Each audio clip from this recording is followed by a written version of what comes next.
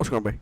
It's your boy, King Kaif, back in your life with an NBA basketball breakdown and play-in predictions. I had already made this whole video like a couple minutes ago before I took, but I'll just restate my opinion here and break down the playing games from last night.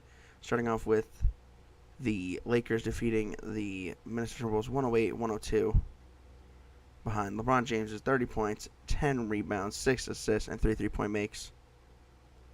Great game from them. They came back. Minnesota, man, you had every chance to get it done. Every chance. What really screwed you over is when you put Karl-Anthony Towns in too early and he got his fifth foul so quickly. That kind of screwed you over. That was kind of like the beginning of the end. And you had a chance in overtime to prove something wrong. The one guy that screwed you over most, though, if anybody screwed you over, it was Anthony Edwards. He just didn't show up. I don't know if it was his arm, his shoulder, or whatever, the injury. I think that happened during the game. I would assume so when he landed on his shoulder and almost his head. Dangerous play. But LeBron and the Lakers, can you please do something for me? Can you teach those Memphis guys something, man? Like, seriously. They talk and they talk and they talk and they talk. And when it matters most, they never show up. Dylan Brooks said, I want LeBron and AD. No, you don't, bro. No, you don't. You'd much rather have Minnesota. You guys did better with Minnesota last year. You got past them. You would have wanted it again this year, but now you got to deal with LeBron and the Lakers. Have fun with that. Teach them something, LeBron. I'm never usually on your side, LeBron, but teach them something, man. Humble them, please. For all of the NBA community and NBA fans out there. I know y'all are with me. Man, please, LeBron, 80, please do it for us. And in our last and final game of the breakdown, we have the Atlanta Hawks defeating the Miami Heat 116-105 behind Trae Young's 25 points, 8 rebounds, and 7 assists. And everybody took Miami, including myself. Miami should be able to get it done in their second game. But I'm happy for Trae Young. Just for the fact that they were talking about trade rumors literally the day before this game. And he came out and he proved, I'm chilling. Will he leave? Will he not leave? It doesn't really matter right now. They're in the playoffs, and that's all that matters to him. And I think he's honestly a really great player. And I think anywhere he goes, he'd be great. But I don't know. It just seems like he seemed like one of those guys that you think, when you think Hawks, you think Trae Young. You know what I mean? Like, you think he'd be one of like the cornerstones of their franchise, and he'd get his jersey retired there and type stuff. You know what I mean? You just can't physically see in your brain him in a different jersey. You know what I mean? But we'll see what happens. They got Boston. Good luck with that. But I digress. And now we move into these playing games tonight. DeMar DeRozan and the Bulls, especially DeMar DeRozan, going back to Toronto. People are saying he's gonna get like a game winner. That'd be crazy. That would go hard, bro. That'd be a hard ass pitcher. But I got Toronto in this one, like I said before. They're just too big, man. They're gonna get on the boards. They're gonna make you pay, and we'll see what they can do against the Milwaukee Bucks. Good luck to whatever team comes out of that one. I don't think you want to come out of that one. You'd go, you know what? I'm good.